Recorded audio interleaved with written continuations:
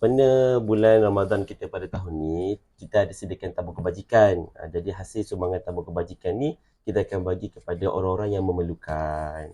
Oh.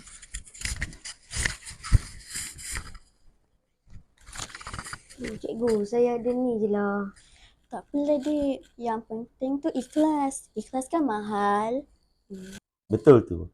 Sedekah bukan tentang jumlah, tetapi hati yang memberi tanpa mengira.